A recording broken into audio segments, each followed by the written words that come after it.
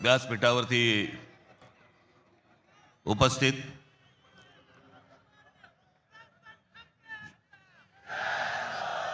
शिवसेनेचे पक्षप्रमुख उद्धव ठाकरे,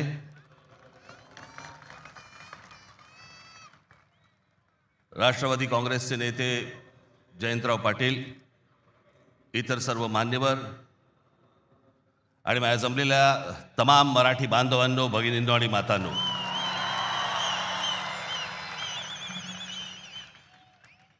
खरं तर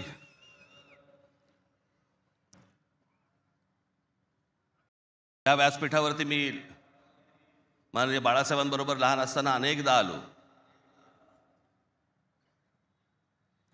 शिवसेना पक्षाची स्थापनाच या शिवतीर्थावरती झाली. त्यावेळेला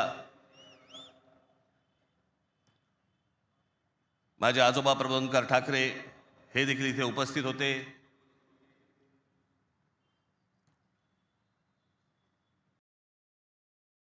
माझे वडील श्रीकांत ठाकरे हे देखील उपस्थित होते.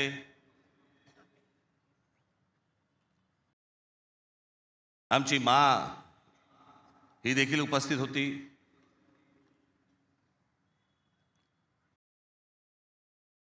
तर आज या क्षणाला हे दोन भाऊ एकत्र आल्यानंतर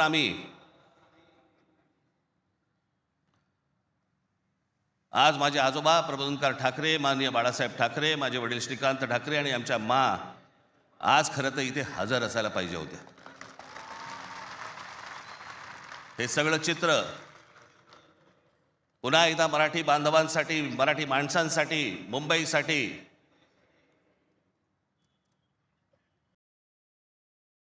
हा आम्ही दोन भावांनी उभारलेला सगळा लढा इथे नसले तरी वरून पाहत असतील.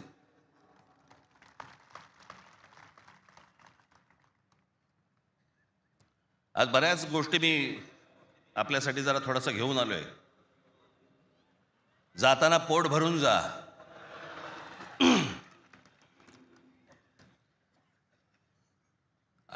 अनेक सामाजिक संस्था आहेत, मराठीवरती काम करणारे आहेत, अनेक लोक आहेत, ज्या लोकांनी अनेक दिवस आवाज उठवला या सगळ्या विषयात. मी सर्वप्रथम त्यांचे आभार मानतो. दीपक पवार आहेत, त्यांच्याबरोबरचे अनेक सहकारी आहेत, त्यांचे आभार मानतो. अनेक टेलिव्हिजन चॅनलचे आणि वर्तमानपत्रांचे संपादक आहेत, पत्रकार आहेत, त्यांनी गेले काही दिवस जी आम्हाला साथ दिली त्याबद्दल त्यांचेही मी मनापासून आभार मानतो.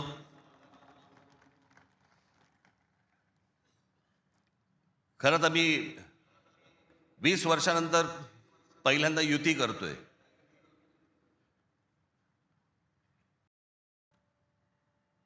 आणि त्याच्यामुळे अनेक या युतीच्या सगळ्या अख्ख्या प्रोसेसमध्ये अनेक लोकांना तिकीटं दिली गेली, अनेक लोकांना तिकीटं नाही देता आली, अनेक जण नाराज झाले, जे जवळचे होते, सहकारी होते. काही जणांना वाटलं दुसऱ्या पक्षात जावं, काही नाराज झाले, काही रागावले, काही गोष्टी झाल्या, होतात. त्याला काय, आमच्या पण हातात काही गोष्टी नसतात. पण त्यांना दुखवणं हा काही आमचा हेतू नव्हता. पण तरी मी त्या सर्वांची, जर दुःखी झाले असतील, नाराज झाले असतील, त्या सर्वांची मी दिलगिरी व्यक्त करतो.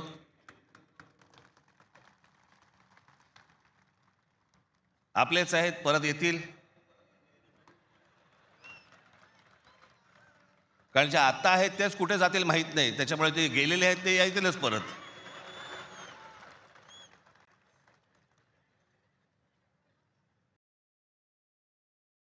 त्याच्यामुळे ह्या सगळ्या गोष्टींमध्ये मी त्यांना समजू शकतो. मुळात मी आणि उद्धव आम्ही दोघेजण एकत्र येण्याचं सगळ्यात महत्त्वाचं कारण म्हणजे या मुंबईवरती आलेलं संकट. मी गेले अनेक वर्ष या सगळ्या विषयांमध्ये बोलत आलो. गेले अनेक वर्ष मी माझ्या भाषणांमधनं हे सगळे मुद्दे मांडत आलो की कशा प्रकारचा डाव रचला जातोय. आणि मग मध्यंतरी या राज्य सरकारने हिंदी सक्तीचा विषय आणला.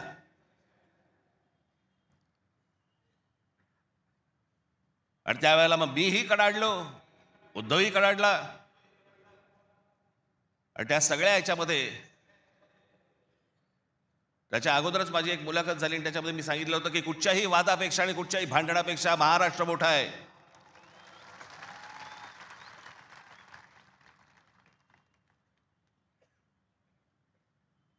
आणि मग तिकडनं ह्या सगळ्या गोष्टींची सुरुवात झाली. पण ते हिंदी सक्तीचा जो विषय होता तो फक्त तुम्हाला चाचपडून बघण्याचा होता. तुम्ही जागे आहात का? मराठी माणूस महाराष्ट्रामधला मुंबईमधला जिवंत आहे का? हे फक्त चाचपड नव्हतं तुम्हाला.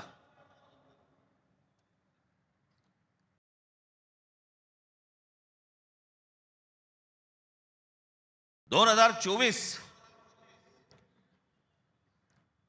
याच्यानंतर या विधानसभा निवडणुकांनंतर या सरकारला काय फेफराला माहित नाही. जे हवं वाटेल ते मनाला काय जे हवं ते करायला लागले. आली कुठून हिंमत?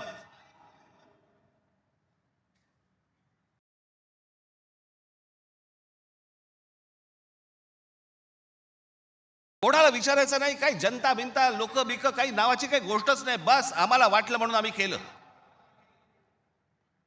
हे कोण आहेत लोक? कोण आहे महाराष्ट्रातील जनता? पैसे फेकले की आम्ही विकत घेऊ.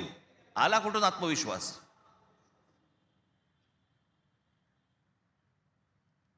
इतकी वर्ष मी आता राजकारण बघतोय. काँग्रेसची लोक सत्तेवरती होती, अनेक लोक सत्तेवरती होते, परंतु ते लोकांना घाबरून असायचे, जनतेला घाबरून असायचे. आता घाबरणं बिबरणं काहीच नाही. गृहीत धरून टाकलं तुम्हाला. कुठून येतात मतं ह्यांच्याकडे, कशी येतात, काय येतात, याचा लढा येतं बाकीच्या ठिकाणी सगळ्या ठिकाणी सुरूच आहे. ते बोगस वोटर आणि ते ईव्हीएम मशीन पासून सगळ्या गोष्टी सुरू आहेत. पण ह्याच्यामध्ये सगळ्यात महत्वाची गोष्ट बघा, आता उद्दामपणा कुठपर्यंत गेला यांचा. अकोटमध्ये भाजपने एमआयएमशी युती केली. बदलापूरमध्ये भाजपने काँग्रेस बरोबर युती केली. 66 जण बिनविरोध निवडून आले. बिनविरोध म्हणजे तिकडच्या मतदारांचा अधिकारच काढून टाकला. ते मतदानच नाही करू शकत. आज 66 आहेत. हे पुढे आकडे वाढत जाणार. मला कळलंय की काय प्रकारचे आपण कशा प्रकारे लोकांना विकत घेऊ शकतो. वाईट या गोष्टीचं वाटतं विकले जातात. तुळजापूरमध्ये विनोद गंगणे नावाचा एक ड्रग्ज मधला एक माणूस, ड्रग्ज रॅकेट मधला, त्याला भाजपने तिकीट दिलं. ड्रग्ज विका, काही विका, पुढच्या पिढ्या बर्बाद करा, काही फरक पडत नाही. पण ड्रग रॅकेट मधला एक माणूस, त्याला भारतीय जनता पक्षाने तिकीट दिलं तुमच्या नाकावर टिचून. एक आता बदलापूरला तुषार आपटे, बलात्काराच्या केस मधला आरोपी, बलात्काराच्या, सगळ्यांना माहिती आहे, नगरसेवक केलं. लहान मुलींच्या वरती बलात्काराचा आरोप असलेला माणूस, त्याला भारतीय जनता पक्षाने नगरसेवक. आली कुठून हिंमत? ज्यावेळेला वेडावाकड्या पद्धतीने ज्यावेळेला निवडणुका जिंकण्याचं यंत्र किंवा तंत्र हे ज्यावेळेला हस्तगत होतं ना, त्याच वेळेला हा उद्दामपणा येतो, ही मस्ती येते ना, हा माज येतो ना, हा त्याच्यातनं येतो.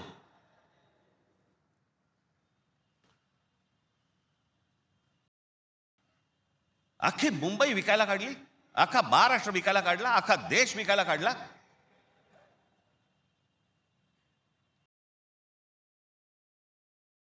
आपल्यासमोर काय वाढून ठेवलंय आपल्याला अंदाज पण नाहीये. मी तुम्हाला हे सांगतोय, मला 2024 साली मला एक व्यक्ती भेटली.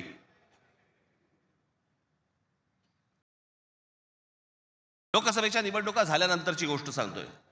आणि त्यांनी मला जी माहिती दिली आणि ती माहिती दिल्यानंतर माझे सगळे लोक, माझे काय रिसर्च टीम सगळी जी काही कामाला लागली, ते जे काही झालंय ते आज मी तुम्हाला इथे दाखवणार आहे.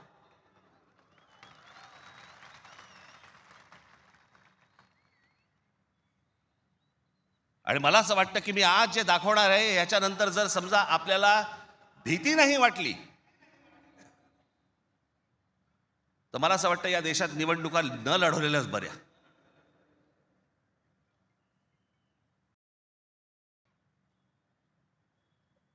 म्हणजे आता साधी गोष्ट, तुम्ही फक्त तुम्हाला 2014 नरेंद्र मोदी पंतप्रधान झाले त्यावेळेला, हे मला आता 24च्या नंतर आता हे पुढे सगळं समजायला लागलं. या गेल्या वर्षी 24 नाही, हो 24 नंतर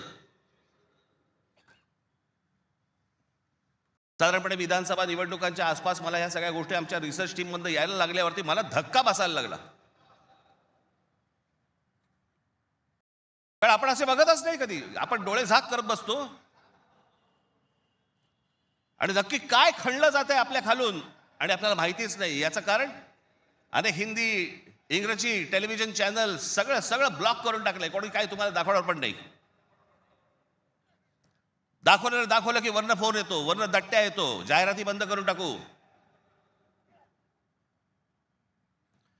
मी आता फक्त एक पहिला मॅप मी तुम्हाला भारताचा दाखवतो, 2014चा. दाखवा रे.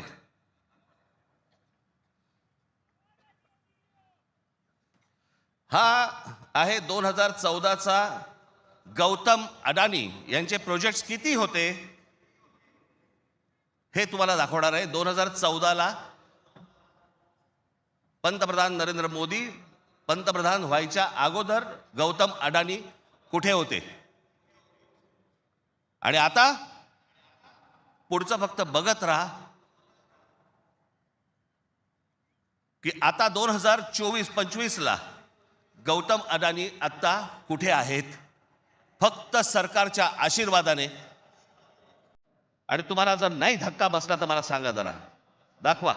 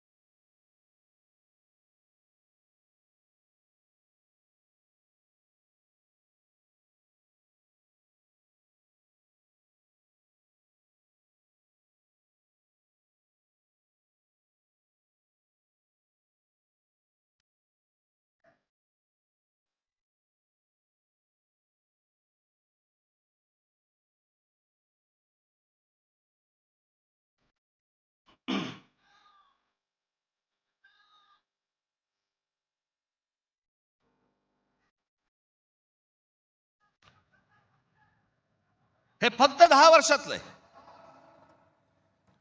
जगामध्ये असा एकही माणूस नसेल जो 10 वर्षामध्ये इतका श्रीमंत झाला.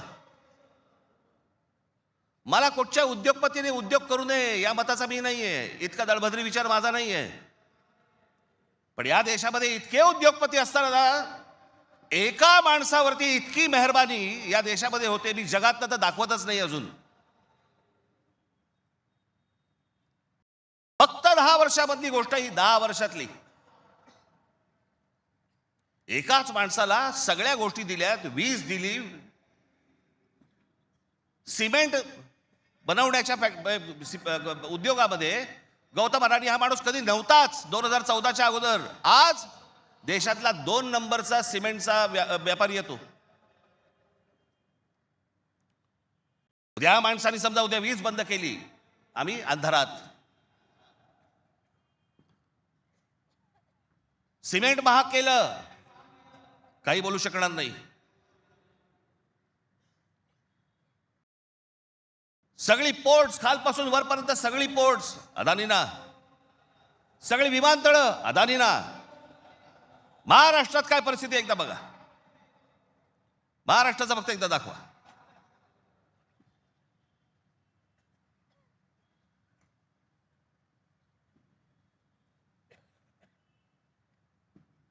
महाराष्ट्रामध्ये फक्त एका ठिकाणी 2014ला फक्त गौतम अडाणी एका ठिकाणी आहेत उद्योग.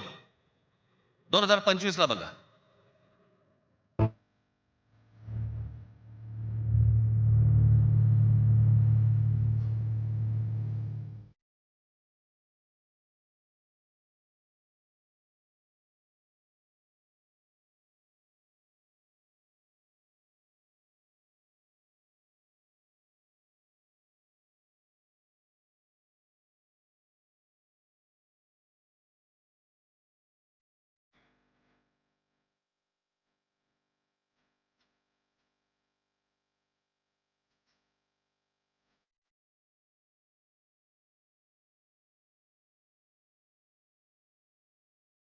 ही महाराष्ट्राची स्थिती.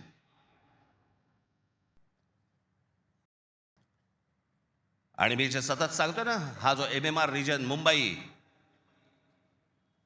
या मुंबईवरती मी आता फक्त तुम्हाला वाचून दाखवणार आहे. या फक्त MMR रिजन मध्ये काय फक्त केलंय तेवढं फक्त बघून घ्या. मुंबई महानगर क्षेत्रात अदानी 29 जून 2018 रिलायन्स इन्फ्रास्ट्रक्चर कंपनी ताब्यात मुंबई वीज पुरवठा क्षेत्रात प्रवेश. एप्रिल 2021 नवी मुंबई विमानतळाच्या कामाला सुरुवात. 2021 मुंबई आंतरराष्ट्रीय विमानतळ ताब्यात.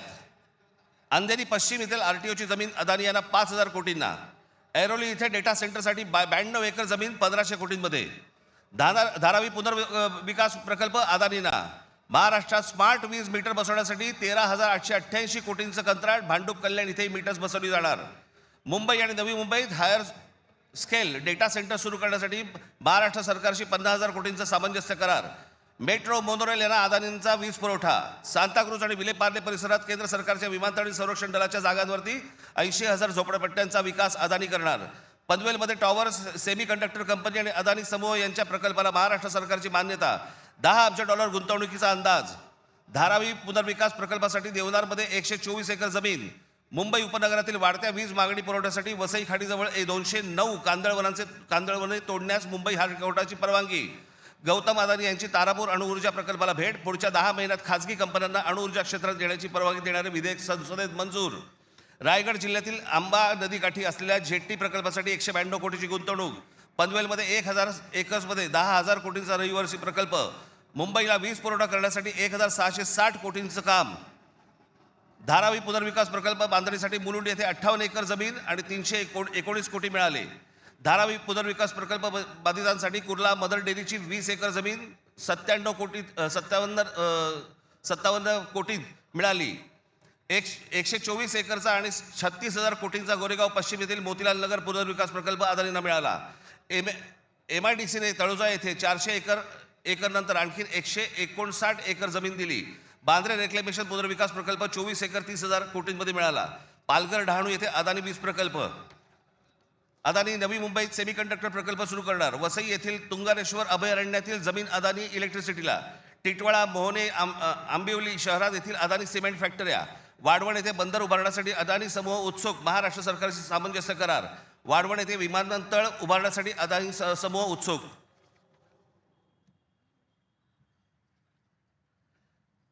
हे मी तुम्हाला सांगतोय ना, हे कशा प्रकारे तुम्हाला आवडलं जातंय याचा काही आपल्याला अंदाज, आपल्याला कळतंय हे काय चाललंय. आता हा सगळा वाढवणला आता बंदर येतंय म्हणून मी म्हटलं बंदर येत असेल चांगली गोष्ट आहे. महाराष्ट्रात बाजूला विमानतळ कशासाठी तर म्हणे मुंबई विमानतळावरचा सगळा कार्गो तिकडे नेणार. आणि नवी मुंबई विमानतळ जे बांधलंय इथून इंटरनॅशनल आणि डोमेस्टिक या आपल्याकडच्या इकडच्या विमानतळावरनं, छत्रपती शिवाजी महाराज आंतरराष्ट्रीय विमानतळावरनं डोमेस्टिक आणि इंटरनॅशनल नवी मुंबईला नेणार. ही प्रोसेस हळूहळू सुरू झालेली आहे. आणि पुढे हा संपूर्ण विमानतळ विकायला काढणार. या शिवाजी पार्क मैदान एवढी जवळपास 50 ते 60 शिवाजी पार्क मैदान बसतील एवढा प्लॉट आहे तो, धारावीला लागून. अशी नाही ना मुंबई आम्हाला मिळवत आहेत. आम्ही बदा पैसे होतो, जमिनी विकत घेतो, जमिनी सगळ्या काढून घेतो. आणि इकडच्यांचं काय घेऊन बसलोय आपण, या सरकारमध्ये बसलेत त्यांचं. ते काहीतरी करू शकतात का? काहीच नाही करू शकत. मी मागे एक उदाहरण दिलं होतं ना, बादशाच्या हातावरचा ससाणा असतो नाही का, जो ससाणा पक्ष्यांनाच मारून आणतो. स्वतः पक्षी आहे पण तो पक्ष्यांनाच मारून आणतो. पु ल देशपांडेचं एक फार छान वाक्य आहे की स्वकीयांचा घात करणारी औलाद ही काय फक्त पक्षांमध्ये नसते, मला तर आता कळले राजकीय पक्षांमध्ये आली आहे.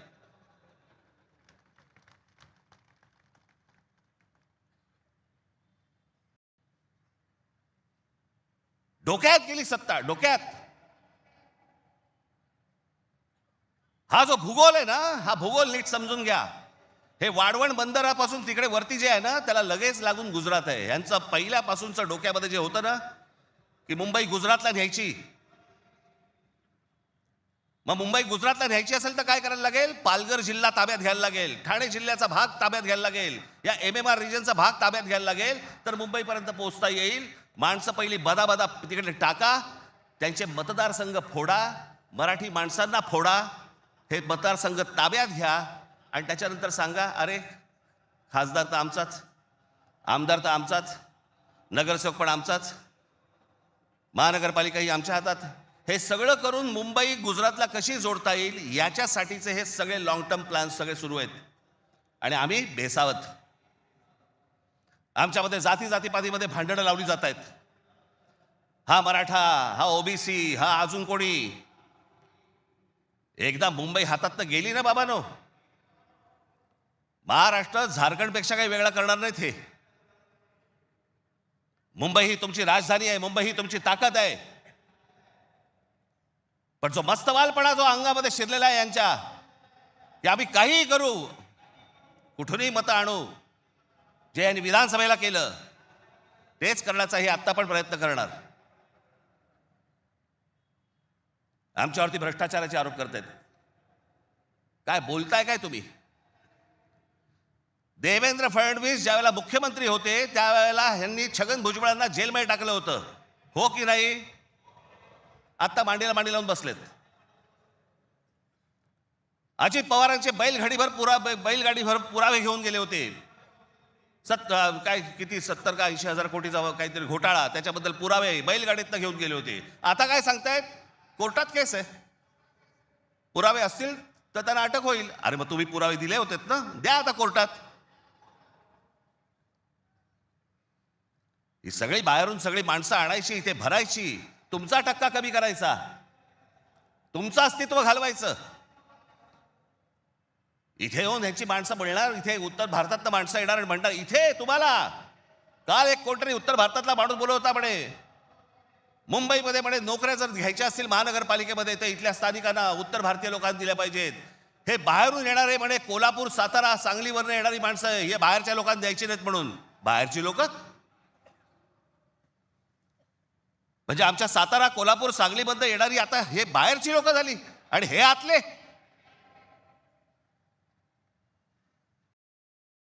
कृपाशंकर सिंग सारखा माणूस, यांचा नेता भारतीय जनता पक्षाचा, तो म्हणतो काय, उत्तर भारतीय महापौर करू, महापौर करू. यांची हिंमत कशी होते हो बोलायची? आपण जाऊन बोलू शकतो का तिकडे?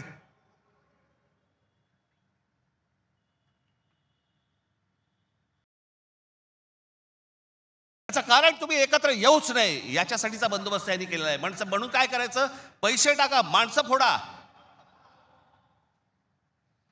यांचं मुंबईवरचं लक्ष उडालं पाहिजे, महाराष्ट्रावरचं लक्ष उडालं पाहिजे. हे मराठी म्हणून कधी एकत्र येताच कामा नयेत. आणि मग आपल्याला जे साध्य करायचंय,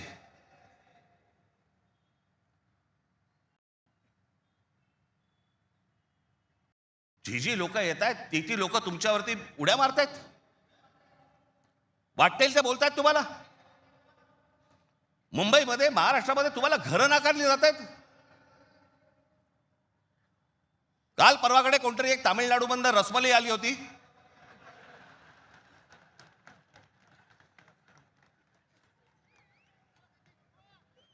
तो सांगतो मुंबईचा आणि म्हणजे महाराष्ट्राचा संबंध काय? भडव्या, तुझाच काय संबंध आहे इथे यायचा?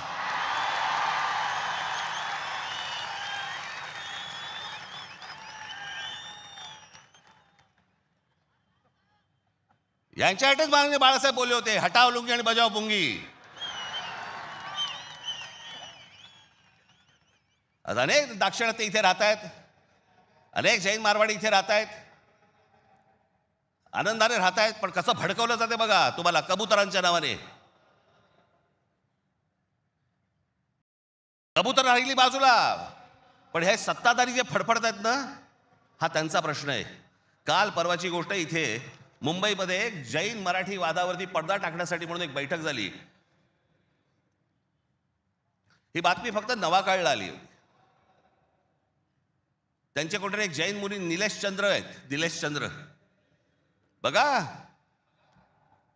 ते जैन मुली निलेश चंद्र काय सांगतायत, तर कबुतरे खाणे आणि मांसावरून मराठी जैन समाजात पेटलेला वाद मिटवण्याची जबाबदारी मुख्यमंत्री देवेंद्र फडणवीस यांनी भाजपा मंत्री मंगल प्रभात लोढा यांना दिली.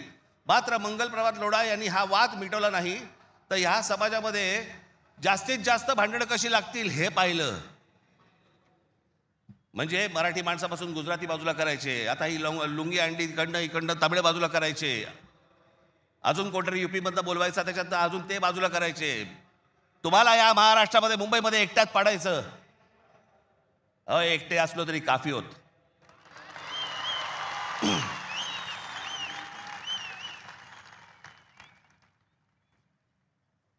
नको त्या वादात जाऊ नका. आमच्या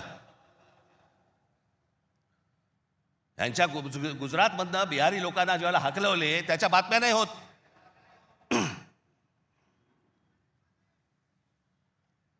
ज्याने बिहारी लोकांना तिकडनं हकलवले, जवळपास 10 का 20 हजार लोकांना हकलवून दिले बिहारमधनं, भारतीय जनता पक्षाने त्याला तिकीट दिलं, निवडणुकीचं तिकीट दिलं. आणि हे वाद फक्त तुमच्यासाठी, आमच्यासाठी इथे फक्त करून ठेवतायत. गेले अनेक वर्ष सांगतोय तुम्हाला, हे सगळं, हे जे मुद्दामून जे चालू आहे, तुमचं अस्तित्व नष्ट करण्यासाठी हे सगळं सुरू आहे. आज ही मुंबई हातामध्ये गेली. मुंबई का पाहिजे हातात? आज केंद्रामध्ये यांची सत्ता, राज्यामध्ये यांची सत्ता, पण उद्या मुंबईमध्ये, ठाण्यामध्ये, कल्याण डोंबिवलीमध्ये, आमच्या MMR रिजनमध्ये उद्या ह्यांना जर काही करायचं असेल, महानगरपालिकेची परवानगी लागेल. आणि महानगरपालिका जर आपल्या हातात असतील, हे जमिनी विकून देऊ शकत नाहीत, हे अदानीला जमीन देऊ शकत नाहीत.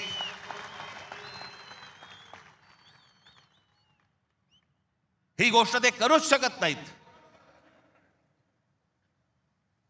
हा धोका काय होता ना बाबांनो, मी फक्त वेळ कमी आहे, परंतु मी आपल्याला एक धोका, हा किती वर्षांपूर्वी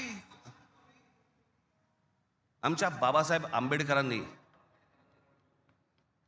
आमच्या बाबासाहेबांनी मांडलेला, तुम्हाला फक्त एक गोष्ट वाचून दाखवतो, जी मी 2008ला वाचून दाखवली होती. बाबासाहेबांनी काय त्यावेळेला मांडलं होतं हे तुम्हाला आज कळेल. मी काय सांगतोय तुम्हाला ते. उत्तर प्रदेश आणि बिहार यांच्यासारखी राज्य निर्माण करून हे बघा, हे पुस्तक आहे भाषिक राज्य पुनर्रचना मीमांसा. आपल्याला कुठे मिळालं तर आपण जरूर वाचा. उत्तर प्रदेश आणि बिहार यांच्यासारखी राज्य निर्माण करून राज्य पुनर्निर्माण मंडळाने केवळ तौलनिक विषमता निर्माण केली एवढेच नव्हे, तर उत्तर भारत आणि दक्षिण भारताचे 2 तट निर्माण केले. उत्तर भारतात हिंदी भाषेचं प्राबल्य आहे, उलट दक्षिण भारतात हिंदीशी संबंध नसलेल्या भाषा बोलल्या जातात. मला खरं तर आपल्याला सांगायचं आहे की युपीच्या आणि बिहारच्या लोकांनी पहिल्यांदा नीट समजून घ्या, बाबांनो, हिंदी ही तुमची पण भाषा नाही.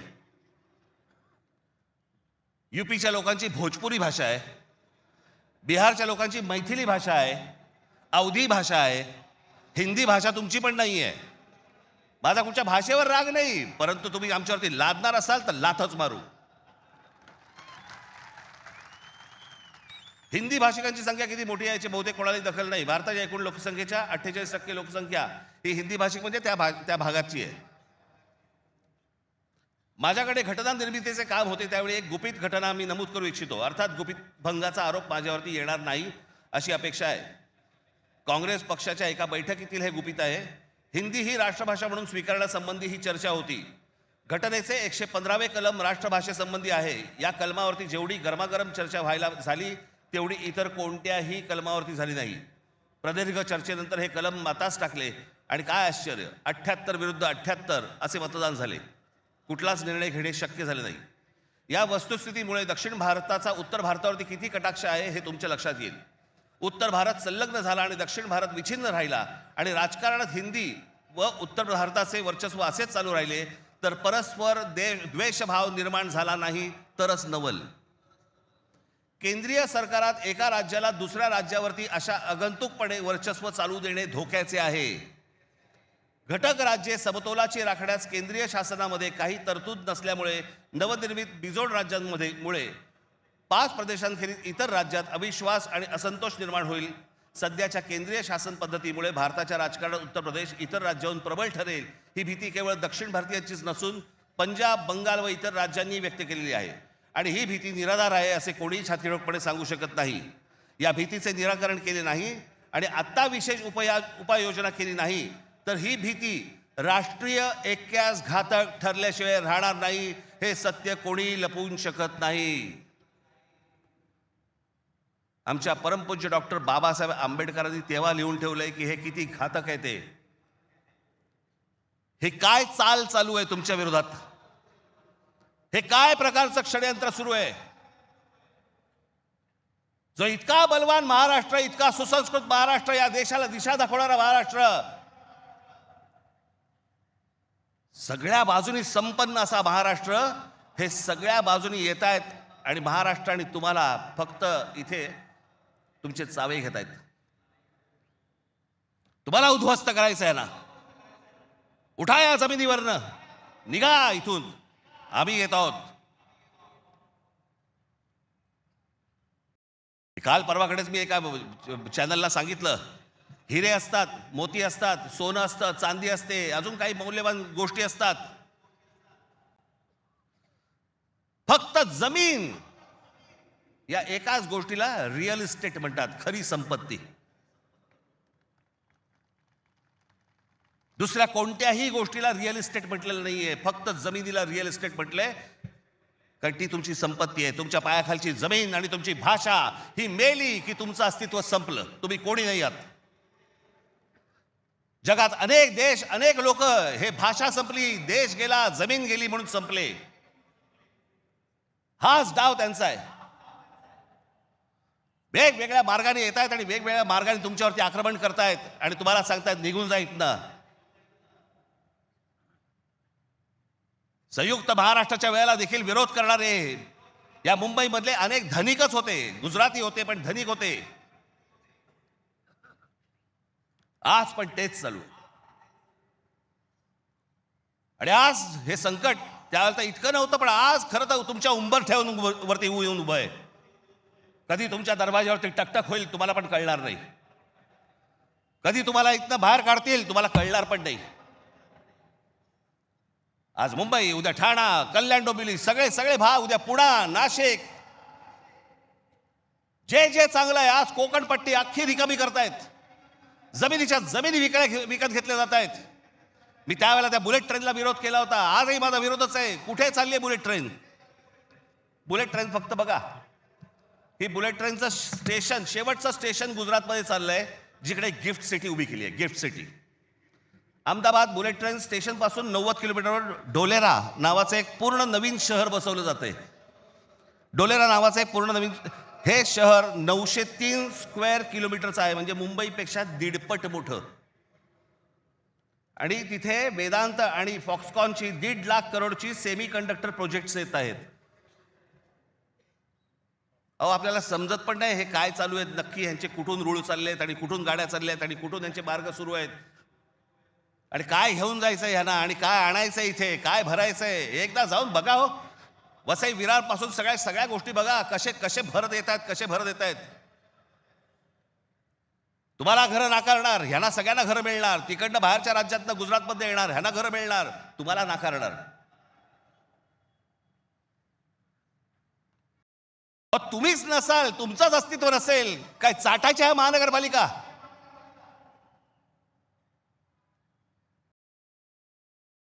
काय उपयोग आहे या गोष्टींचा. आम्ही भले आमच्या वचननाम्यामध्ये सांगितलेल्या अनेक गोष्टी आहेत ज्या उत्तम करू, उत्तम शहर करू, चांगल्या गोष्टी करू. मला असं वाटतं उद्धव ठाकरे आपल्या भाषणामध्ये या गोष्टी सांगतीलच. अरे पण तुम्ही असायला पाहिजेत ना त्याच्यासाठी. तुमची काय किंमत करून ठेवली आहे लोकांनी. कोण महाराष्ट्रामधला मराठी माणूस पैसे फेकले की विकला जातो. ही आपली किंमत. आणि ही बोली लावणारे कोण? आमचेच. दुसऱ्यांच्या हातावरती बसून त्यांचा उद्देश साध्य करण्यासाठी आमचे लोक हे आमच्या लोकांना फोडतायत. काय दुर्दैव आहे बोला. या अशा परिस्थितीमध्ये ही आजची निवडणूक होते आहे. ही मराठी माणसासाठी शेवटची निवडणूक आहे. आज जर चुकलात, कायमची मुकलात म्हणून समजा. आज जर तुमच्या हातात ही शहरं गेली, त्यांच्या हातामध्ये गेली, उद्या राजानं मारलं आणि पावसानं झोडलं, तक्रार कोणाकडे करायची? आज इतर राजकीय पक्षांमधले पण जे मराठी लोक आहेत, माझं त्यांनाही आव्हान आहे, सोडा ते सगळं. या मराठी माणसासाठी एक व्हा, या मुंबईसाठी एक व्हा, या महाराष्ट्रासाठी एक व्हा.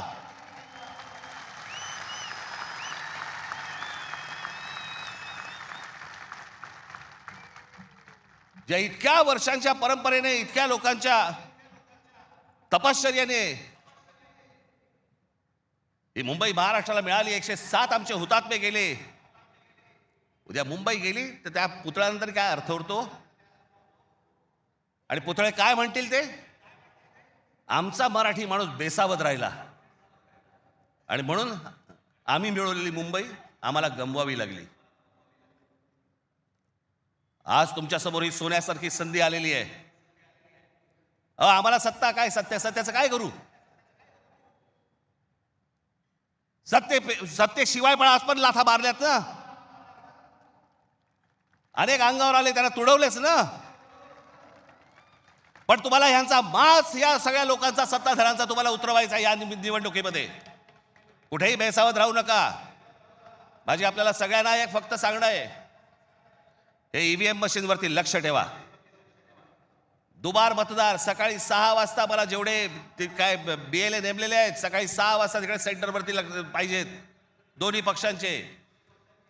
आणि दोन्ही पक्षातले जे सगळे लोक आहेत यांना फक्त मी एकच सांगतोय, बाबांनो, आता आपल्यातलं काही वाद नाही. आता खरी लढाई त्यांच्याशी आहे.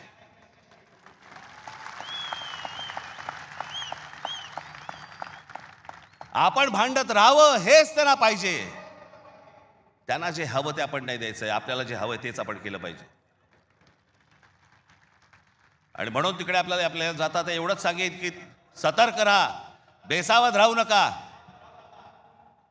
आणि जर दुबार मतदार जर तिकडे आला, सकाळी 7 वाजता फोडून काढा.